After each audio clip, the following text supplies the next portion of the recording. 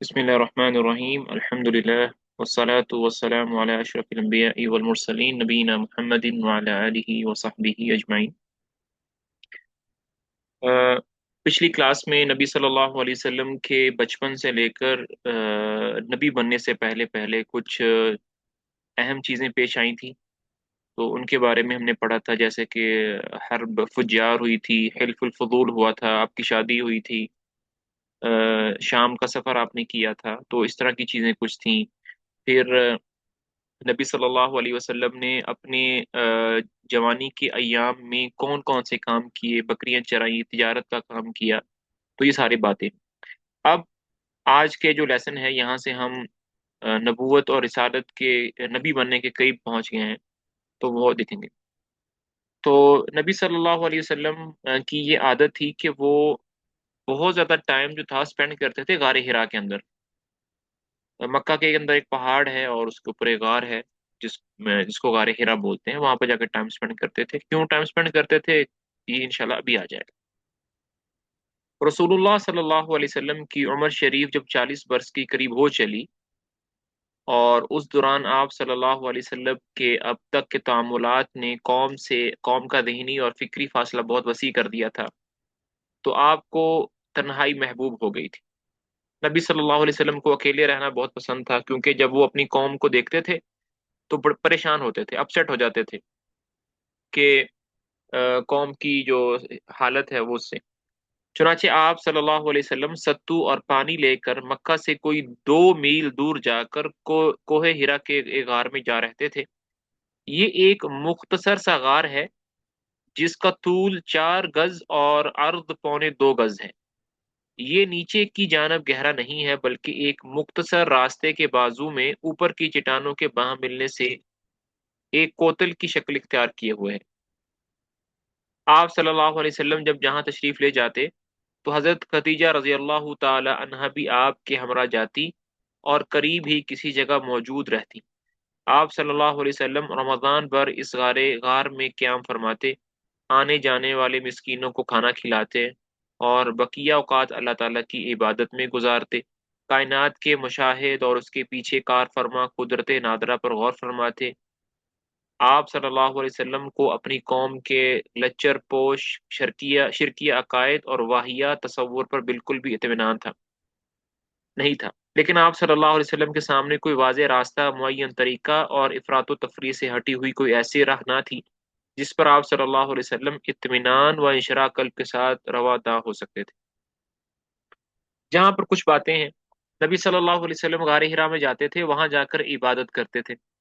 अब यहाँ पर एक क्वेश्चन ये पैदा हो सकता है कि इस्लाम तो अभी आया नहीं था, कुरान तो अभी नाजिल नहीं हुआ था, तो क्या इबादत करते थे? नबी सल्लल्लाहु अलैहि वसल्लम अल्लाह ताला की आयत में गौर व फिक्र करते थे। आसमान कैसे बना है, सूरज कैसे है, चांद कैसे निकलता है, पहाड़ किसने बनाए। तो इस तरह की निशानियों में गौर करते थे। और इस तरह की निशानियों में, अल्लाह ताला की निशानियों में गौर व फिक्र करना, ये भी इबादत है। अ, जो भी वहां से कोई मिस्कीन गुजरता था, तो वो उसके लिए उसको खाना देते थे। और नबी सल्लल्लाहु अलैहि वसल्लम अपने घर से खाना खुद लेकर जाते थे। और यहाँ पर एक बात उन्होंने लिखी है कि हज़रत खदीजा रज़ी अल्लाह ताला अन्हा भी आपके हमरा जाती थीं और करीब ही किसी जगह पर मौजूद रहती थीं। ये बात मुझे कुछ मुनासिब मालूम नहीं लग रही, क्योंकि कभी भी हमने ये पढ़ा नहीं है कि हज़रत खदीजा रज़ी अल्लाह ताला अन्हा आपके साथ जाती थीं। मैं भी 1-2 दफ़ा गई हूँ, लेकिन मुस्तकिल आपकी आदत नहीं थी। मुझे यहाँ तक यही लगता है। उसकी 2 मतलब, ये मुझे क्यों लग रहा है? मुझे ये इसलिए लग रहा है कि जिस दिन नबी सल्लल्लाहु अलैहि वसल्लम पर वही उतरी थी, उस दिन नबी सल्लल्लाहु अलैहि वसल्लम थोड़ा परेशान हो गए थे, घबरा गए थे, तो दौड़े-दौड़े कहाँ गए? दौड़े-दौड़े नबी सल्लल्लाहु अलैहि वसल्लम कहाँ गए? अपने घर गए। और घर में जाकर किससे मुलाकात हुई?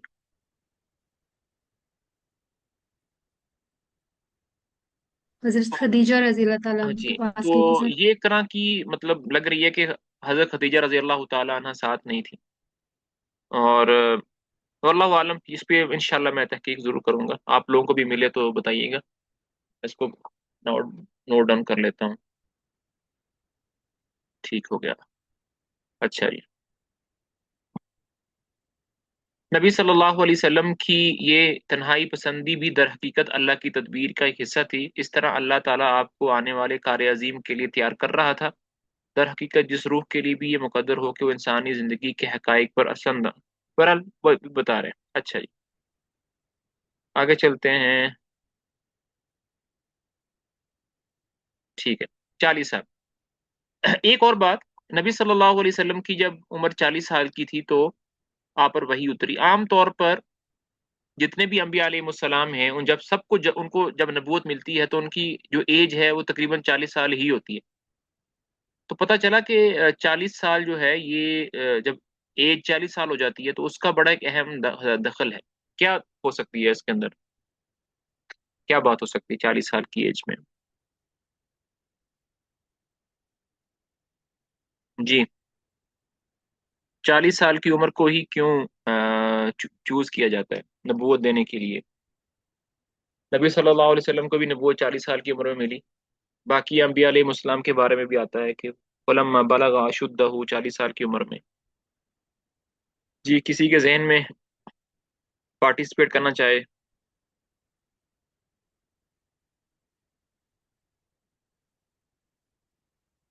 جی ہاں، اصل میں 40 سال کی جو ایج ہے اس میں انسان مکمل طور پر میچور ہو جاتا ہے، میچورٹی آ جاتی ہے۔ جب بچہ پیدا ہوتا ہے تو وہ اس کی ڈکلائنڈ فارم ہوتی ہے۔ بچہ جب پیدا ہوتا ہے نا، وہ ہر اعتبار سے کمزور ہوتا ہے۔ جیسے جیسے بچہ بڑا ہوتا جاتا ہے، فزیکلی بھی وہ ڈیولپ ہوتا رہتا ہے، مینٹلی بھی ہوتا رہتا ہے، ہوتا رہتا ہے، ہوتا رہتا ہے۔ ہر روز ہم کوئی نہ کوئی نئی چیز سیکھ رہے ہوتے ہیں۔ ہر روز ہمارے مسلس کے اندر، فزیکلی ہماری باڈی کے اندر چینجز آ رہی ہوتی ہیں، آ رہی ہوتی ہیں، آ رہی ہوتی ہیں۔ جب 40 سال ہو جاتے ہیں، وہ فزیکل چینجز، وہ جو ڈیولپمنٹ ہے نا، وہ اب رک جاتی ہے۔ جیسے ہی 41 ایج ہوتی ہے تو وہ جو ایک تھا نا، جو ڈیولپمنٹ ہو رہی تھی، اب وہ واپس آنا شروع ہو جاتی ہے۔ مسلس کمزور ہونا شروع ہو جاتے ہیں، بیماریاں لگنا شروع ہو جاتی ہیں، میموری کمزور ہونا شروع ہو جاتی ہے۔ 40 سال کے بعد اب دوبارہ سے ڈکلائن سٹارٹ ہو جاتا ہے، ہوتا رہتا ہے جیسے جیسے ایج گرو رہتی ہے۔ 40 سال، 50 سال، 60 سال، 70 سال، مطلب پھر دوبارہ بچے کی طرح بن جاتے ہیں، مسل کمزور ہو جاتے ہیں، میموری ختم ہو جاتی ہے، چلنے میں مشکل، کھانے میں مشکل، پینے میں مشکل۔ تو 40 سال ایسی ہے کہ اس میں انسان مکمل طور پر مینٹلی بھی اور فزیکلی بھی اسٹرانگ ہو جاتا ہے، مطلب کمپلیٹ ہو جاتا ہے۔ اب اور کوئی چانسز نہیں ہوتے اس کے۔ تو اس لیے نبی صلی اللہ علیہ وسلم کو 40 سال کی عمر ملی، اور یہی سن کمال ہے، یہاں لکھا بھی ہے کمال کی سن ہے، مطلب میچورٹی۔ اور کہا جاتا ہے کہ یہی پیغمبروں کی بعثت کی عمر ہے۔ تمام انبیاء علیہ السلام کو اسی ایج میں نبوت دی جاتی۔ تو زندگی کے افق کے پار سے آثار نبوت چمکنا اور جگمگانا شروع ہوئے۔ یہ آثار خواب تھے۔ آپ صلی اللہ علیہ وسلم جو بھی خواب دیکھتے، وہ سپیدہ صبح کی طرح نمودار ہو جاتے۔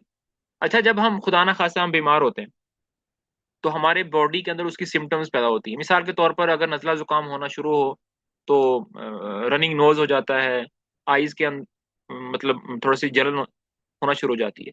نبی صلی اللہ علیہ وسلم کو کیسے فیل ہوا کہ میں نبی بننے جا رہا ہوں؟ کیا مطلب سب سے زیادہ انیشیل سمٹمز اور سائنز کیا تھے نبی صلی اللہ علیہ وسلم کے نبوت کے، کہ میں نبی بننے جا رہا ہوں، کچھ ڈفرنٹ ہو رہا ہے میرے ساتھ؟ جلدی سے جلدی سے،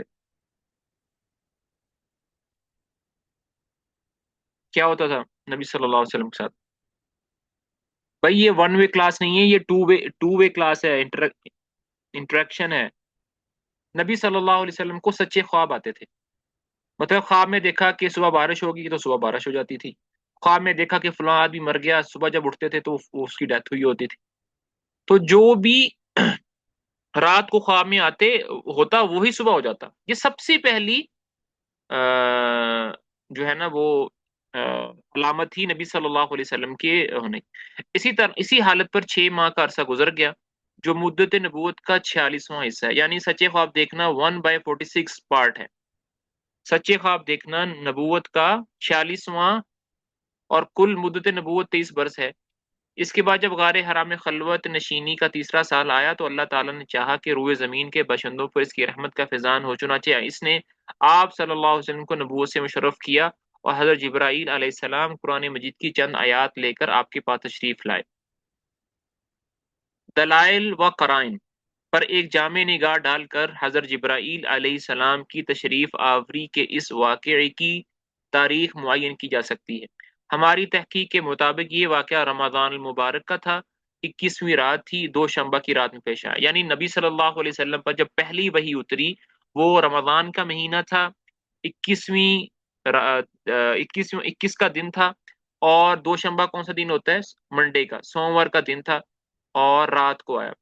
سوموار کے دن ہی نبی صلی اللہ علیہ وسلم پیدا ہوئے، سوموار کے دن ہی نبی صلی اللہ علیہ وسلم پر وحی آئی، اور اسی دن ہی آپ صلی اللہ علیہ وسلم کا کیا ہوا؟ انتقال ہوا۔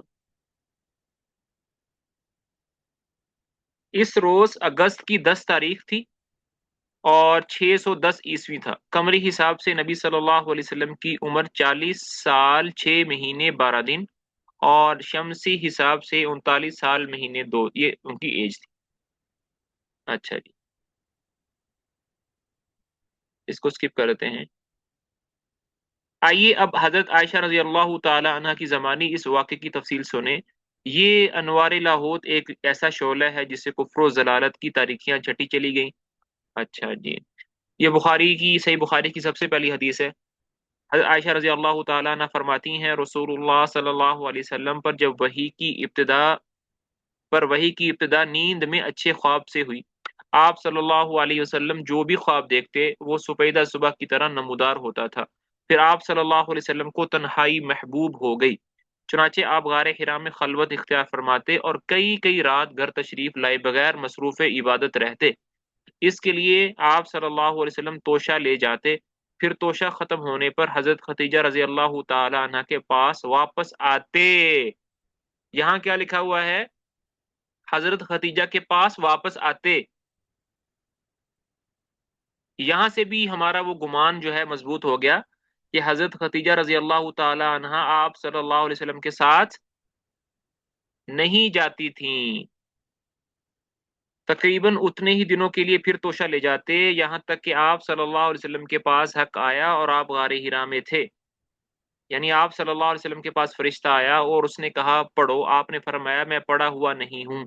آپ صلی اللہ علیہ وسلم فرماتے ہیں کہ اس نے مجھے پکڑ کر اس زور سے دبایا کہ میری قوت نچوڑ دی، پھر چھوڑ کر کہا پڑھو، میں نے کہا میں پڑھا ہوا نہیں ہوں۔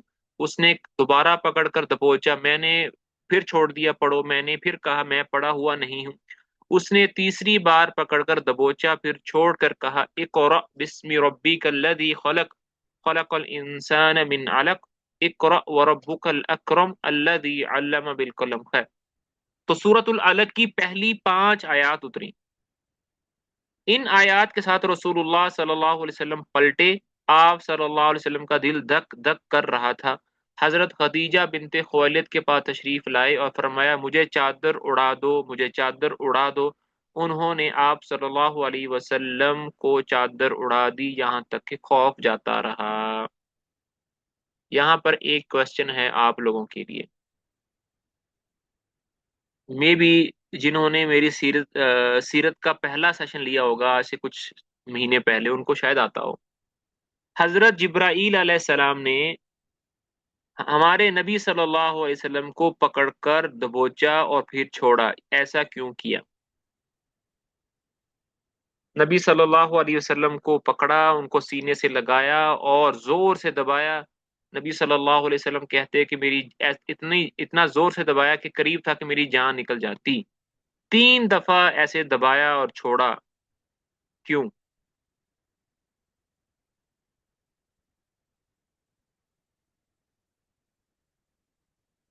تاکہ آپ کو پتہ چل جائے کہ حقیقت ہے کوئی۔ فاطمہ، یہ آپ نے کہاں سے آنسر لیا ہے؟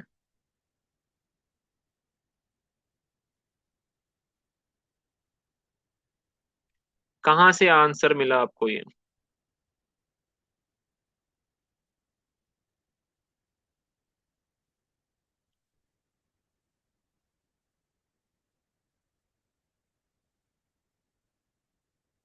یہ آنسر کہاں سے ملا؟ اچھا کسی اور کو آنسر پتہ ہے؟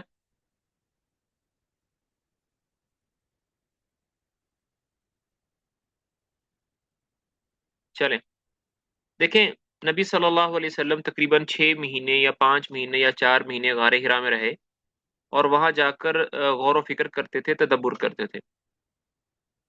تو یہ آپ لوگوں نے چیز ایکسپیرینس کی ہوگی کہ جب انسان ایک چیز کو بہت زیادہ کرتا ہے تو تھوڑی دیر کے لیے اس کے اندر کچھ ایسی چیزیں ڈیولپ ہو جاتی ہیں جو ہوتی نہیں ہے ایکچول میں، مطلب اس کا کوئی ہوتا نہیں ہے، وجود نہیں ہوتا، لیکن اس کو لا شعوری طور پر ایسا لگتا ہے. جو انسان ذکر بہت کرتا ہے، تلاوت بہت کرتا ہے، مراقبے بہت کرتا ہے، تصوف میں بہت زیادہ آگے ہوتا ہے، تو وہ وظیفے کر کر کے اس کے ذہن میں امیجنری طور پر کچھ چیزیں ڈیولپ ہو جاتی ہیں جو اس کو صرف وہی محسوس کرتا ہے کہ اور چیز کوئی اور آدمی محسوس نہیں کرتا. ایسا ہوتا ہے نا کہ نہیں ہوتا؟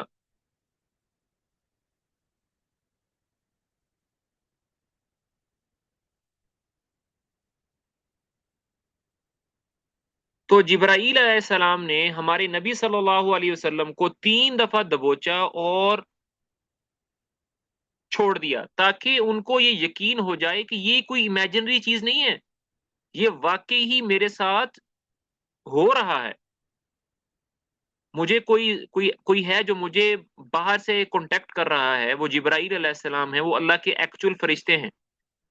اگر نبی صلی اللہ علیہ وسلم کو 3 دفعہ وہ دبا کر نہ چھوڑتے، میں بھی نبی صلی اللہ علیہ وسلم کے ذہن میں کیا ہوتا کہ یہ 6 مہینے کا مراقبہ کر کے خلوت میں رہ کر اور تدبر کر کے یہ میرے اندر کا وہم و گمان ہے. جیسے ہم نہیں کہتے کہ بھئی مجھے چونٹی دباؤ، مجھے پنچ کرو مجھے تاکہ مجھے یقین آ جائے. ٹھیک ہے، تو اسی طرح نبی صلی اللہ علیہ وسلم کو بھی دبایا تاکہ ان کو یقین آ جائے. یہ وجہ تھی. یہ بات تقریباً 10 12 سال میں اس کو ڈھونڈتا رہا کہ بھئی ہمارے نبی کو اتنا زور سے دبانے کا کیا مقصد تھا. بہت سیرت کی کتابیں پڑھی، اردو میں، عربی میں، لوگوں کو سنا بھی، لیکن اس کا جواب نہیں ملا. پھر ایک دن ہمارے ایک استاد تھے، اللہ تعالیٰ ان کو بہت جزائے خیر دے، وہ تیونس کے تھے، وہ ہمیں پڑھا رہے تھے، تو ان سے میں نے پوچھا، تو انہوں نے مجھے یہ جواب دیا کہ اس لیے دبایا تاکہ نبی صلی اللہ علیہ وسلم کو یقین ہو جائے کہ یہ کوئی درونی چیز نہیں ہے. اس وجہ سے اللہ تعالیٰ کو جزائے خیر. اس کے بعد آپ صلی اللہ علیہ وسلم نے حضرت خدیجہ رضی اللہ عنہا کو واقعے کی اطلاع دیتے ہوئے فرمایا، یہ مجھے کیا ہو گیا ہے، مجھے تو اپنی جان کا ڈر لگتا ہے. حضرت خدیجہ رضی اللہ تعالی عنہا نے کہا، قطعا نہیں، بخدا آپ صلی اللہ علیہ وسلم کو اللہ تعالیٰ رسوا نہیں کرے گا. آپ صلی اللہ علیہ وسلم صلہ رحمی کرتے ہیں، درماندوں کا بوجھ اٹھاتے ہیں، تہی دستوں کا بندوبست کرتے ہیں، مہمان کی میزبانی کرتے ہیں، اور حق کے مسائل پر اعانت کرتے ہیں. سبحان اللہ. یہاں پر میرے لیے اور آپ کے لیے ایک بہت ہی امپورٹنٹ پوائنٹ ہے. وہ پوائنٹ یہ ہے کہ دیکھیں، نبی صلی اللہ علیہ وسلم غار حرا میں جا کر کیا کرتے تھے؟ عبادت کرتے تھے، اور کئی کئی دن جاتے تھے. ایک دن وہی اتری، نبی صلی اللہ علیہ وسلم پریشان ہو گئے. حدیث میں آتا ہے کہ آپ کو ٹھنڈ لگ رہی تھی، آپ کی باڈی کانپ رہی تھی، شیورنگ ہو رہی تھی. آپ صلی اللہ علیہ وسلم گھر آئے، ہماری والدہ کو بتایا، حضرت خدیجہ کو. تو حضرت خدیجہ رضی اللہ تعالی عنہا نے نبی صلی اللہ علیہ وسلم کو اطمینان دلانے کے لیے یہ نہیں کہا کہ آپ پریشان نہ ہو، آپ تو بہت عبادت کرتے ہیں، اللہ تعالیٰ آپ کو کبھی ضائع نہیں کرے گا. وہ عبادت جو آپ 6 6 مہینے کرتے تھے جا کر، اس کا ریفرنس ہی نہیں دیا حضرت خدیجہ نے، بلکہ کس بات کا ریفرنس دیا؟ وہ جو عبادت کرتے تھے، جس کے لیے اہتمام کرتے تھے، کھانا لے کر جاتے تھے، پانی لے کر جاتے تھے، 6 6 مہینے وہاں رہتے تھے، اس کا ریفرنس ہی نہیں دیا ہماری والدہ نے. ام المومنین نے کس بات کا ریفرنس دیا؟ کہ آپ لوگوں کی ہیلپ کرتے تو ہیں. آپ صادق ہیں، آپ صادق ہیں، آپ امین ہیں. آپ لوگوں کی کیا کرتے ہیں؟ ہیلپ کرتے ہیں، آپ لوگوں کو کھانا ہاں، کھلاتے ہیں، آپ صلہ رحمی اخلاق. کرتے ہیں، اللہ آپ کو ضائع نہیں کرے گا. یہ ہماری والدہ کا ایمان ہے، یقین ہے اسلام سے پہلے. تو یہاں پر میرے لیے اور آپ کے لیے ایک سبق ہے کہ جو انسان، مرد ہو عورت، وہ صلہ رحمی کرتا ہو، بھوکھوں کو کھانا کھلاتا ہو، لوگوں کی ہیلپ کرتا ہو، اللہ تعالیٰ ایسے انسان کو کبھی ضائع نہیں کرتا. اللہ تعالیٰ ایسے انسان کو کبھی ضائع نہیں کرتا. اس کے بعد حضرت خدیجہ رضی اللہ تعالی عنہا آپ صلی اللہ علیہ وسلم کو اپنے چچیرے بھائی، چچا کے بیٹے، کزن ورقۃ بن نوفل بن اسد بن عبد العزا کے پاس لے گئیں. ورقہ دور جاہلیت میں عیسائی ہو گئے تھے، اور عبرانی میں لکھنا جانتے تھے، چنانچہ عبرانی زبان میں حسب توفیق الہی انجیل لکھ۔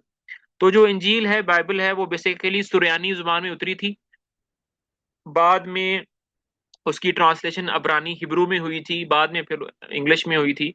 بیسیکلی اس کی جیسے ہماری قرآن کی بیسک عربک ہے، وہ سریانی زبان ہے۔ اس وقت بہت بوڑھے اور نابینا ہو چکے تھے، ان سے حضرت خدیجہ رضی اللہ تعالی عنہ نے کہا بھائی جان آپ اپنے بھتیجے کی بات سنیں۔ ورقہ نے کہا بھتیجے تم کیا دیکھتے ہو؟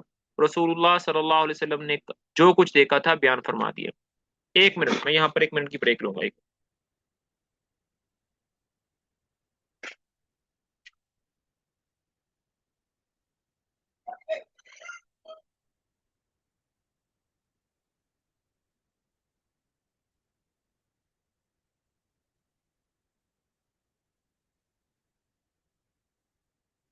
اچھا، اس پر ورقہ نے آپ سے کہا یہ تو وہی ناموز ہے، یعنی فرشتہ ہے جسے اللہ تعالیٰ نے موسیٰ علیہ السلام پر نازل کیا تھا۔ کاش میں اس وقت تک توانا ہوتا، کاش میں اس وقت زندہ ہوتا جب آپ کی قوم آپ کو نکال دے گی۔ یہ سن کر نبی صلی اللہ علیہ وسلم پریشان ہو گئے۔ نبی صلی اللہ علیہ وسلم کہنے لگے میری قوم مجھے کیوں نکالے گی؟ مجھے تو میری قوم صادق کہتی ہے، امین کہتی ہے، اپنی امانتیں میرے پاس رکھواتے ہیں، تو میری قوم مجھے کیوں نکالے گی؟ رسول اللہ صلی اللہ علیہ وسلم فرمایا اچھا تو کیا یہ لوگ مجھے نکال دیں گے؟ ورقہ نے کہا ہاں، جب بھی کوئی آدمی اس طرح کا پیغام لایا جیسا تم لائے ہو تو اس سے ضرور دشمنی کی گئی، اور اگر میں نے تمہارا زمانہ پا لیا تو تمہاری زبردست مدد کروں گا۔ اس کے بعد ورقہ جلد ہی فوت ہو گئے اور وہی رک گئی۔ اچھا، یہاں پر ایک اور بات جو کرنی چاہیے تھی کتاب والے کو، نہیں کی انہوں نے، کہ جبرائیل علیہ السلام جب پہلی دفعہ وحی لائے تھے تو اپنی اصلی صورت میں آئے تھے، اور صرف 1 یا 2 دفعہ جبرائیل علیہ السلام اپنی اصلی شکل میں تشریف لائے تھے، ورنہ وہ کسی انسان کی شکل میں تشریف لاتے تھے۔ اور عموماً طور پر ایک صحابی ہیں دحیہ کلبی رضی اللہ عنہ، ان کی شکل میں آتے تھے، صرف 2 دفعہ آپ آئے۔ تو نبی صلی اللہ علیہ وسلم کے ڈرنے کی وجہ یہ بھی تھی کہ وہ ان کی جسامت ہی اتنی بڑی تھی۔ تو حدیث میں آتا ہے کہ جبرائیل علیہ السلام جب آئے تو ان کے کتنے پر تھے؟ ان کے 600 پر تھے۔ جبرائیل علیہ السلام جب اپنی اصل میں شکل میں آئے وہی لے کر تو ان کے 600 پر تھے، اور جب وہ اور کہہ رہے تھے کہ ان کا جو پورا کا پورا آسمان حضرت جبرائیل علیہ السلام نے کور کیا ہوا تھا، سر ان کا آسمان سے ٹکرا رہا تھا اور پاؤں ان کے زمین پہ ٹکرا رہے تھے۔ تو اتنی بڑی جسامت، یہ بھی ایک اس لیے تھا کہ نبی صلی اللہ علیہ وسلم کو یقین ہو جائے کہ وہی اتر رہی ہے، کوئی ایکسٹرنل چیز ہو رہی ہے۔ اچھا، نبی صلی اللہ علیہ وسلم جب پر پہلی وہی اتری تو اس وقت اس کے بعد وہی رک گئی، تقریباً 6 مہینے تک نبی صلی اللہ علیہ وسلم پر وہی نہیں آئی۔ طبری اور ابن ہشام کی روایت سے معلوم ہوتا ہے کہ آپ اچانک وحی کی آمد کے بعد غار ہرا سے نکلے تو پھر واپس آ کر اپنی بقیہ مدت قیام پوری کی، اس کے بعد مکہ تشریف لائے۔ طبری کی روایت سے آپ کے نکلنے کی اوکے اوکے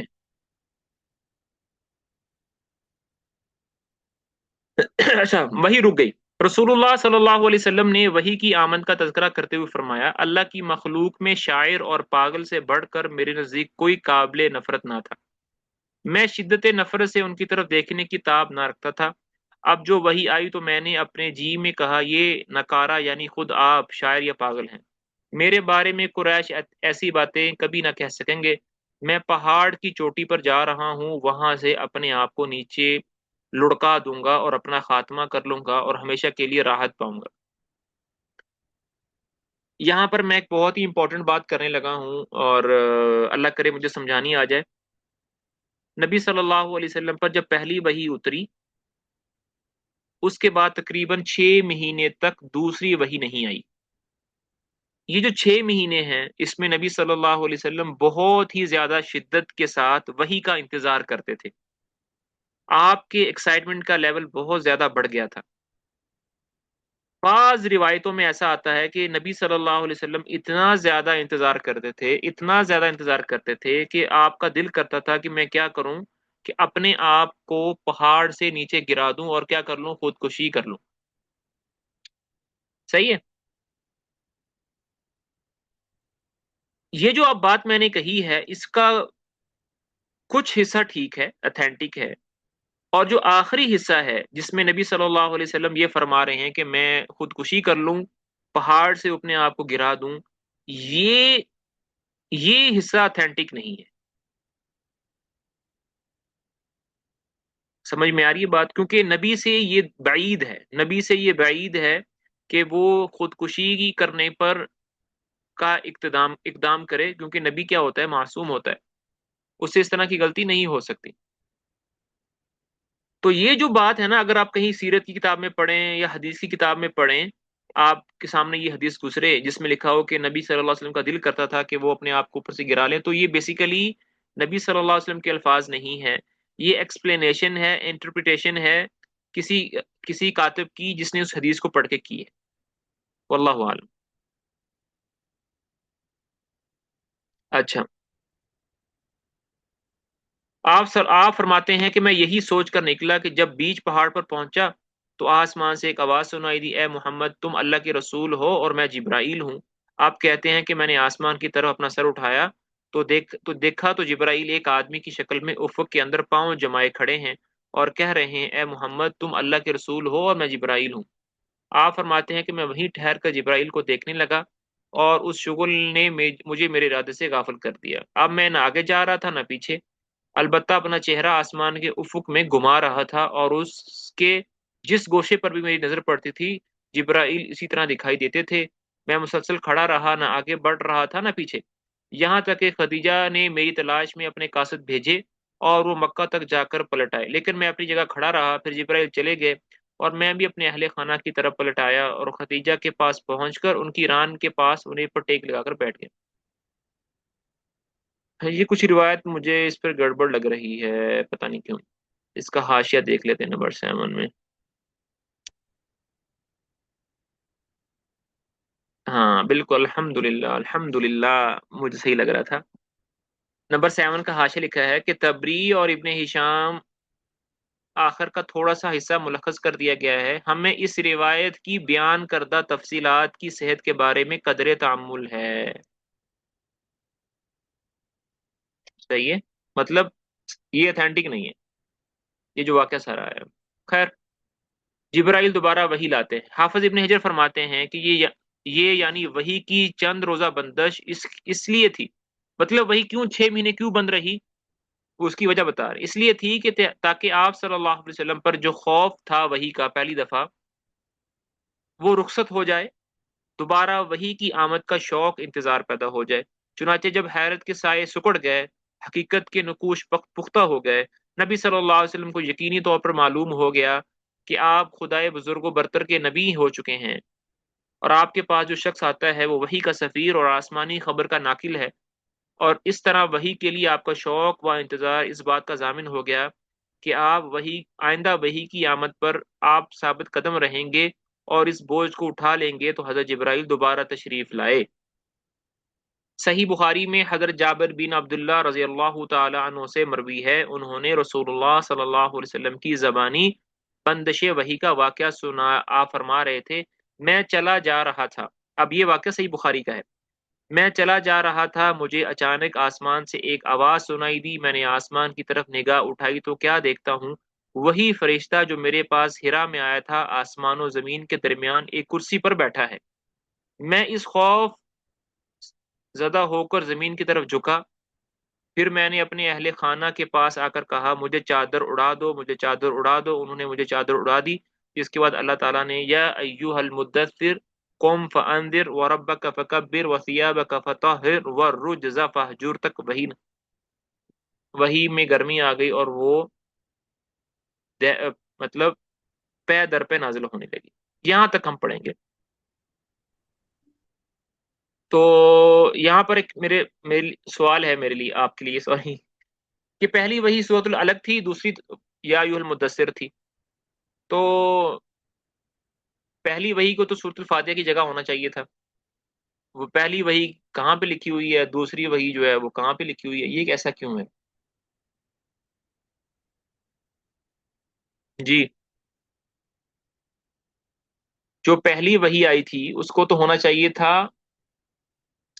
سورۃ الفاتحہ کی جگہ پہ، دوسری وحی ہونی چاہیے تھی یا ایھا المدثر کے بعد، لیکن پہلی وحی ذکر کی ہے 30ویں پارے میں، دوسری وحی ذکر کی ہے 29ویں پارے میں، یہ ایسے پیٹرن کیوں ہے سر؟ جی جلدی سے۔ پیٹرن تو بعد میں حضور صلی اللہ علیہ وسلم نے سیٹ کر کے بتایا تھا نا، وہ جب آخر میں جب ریویژن کروایا تھا جبرائیل علیہ السلام نے، پہلے تو مختلف اوقات کے حساب سے ایک ایک چیز اللہ تعالیٰ نازل کرتے تھے، ہوں حالات کے حساب سے۔ مطلب آپ کہہ رہی ہیں جو پیٹرن ہے وہ نبی صلی اللہ علیہ وسلم نے خود سیٹ کیا؟ جی وہ بعد اللہ کے حکم سے جو بھی جیسے اللہ تعالیٰ نے رکھا تھا لوح محفوظ میں، اس طریقے سے جبرائیل علیہ السلام نے آ کے حضور صلی اللہ علیہ وسلم کو بتا کے اور کہا کہ لوگوں کو یہ گائیڈ کریں کہ یہ سورہ فلاں جگہ کی جائے گی، یہ مطلب ہوں حضور صلی اللہ علیہ وسلم نے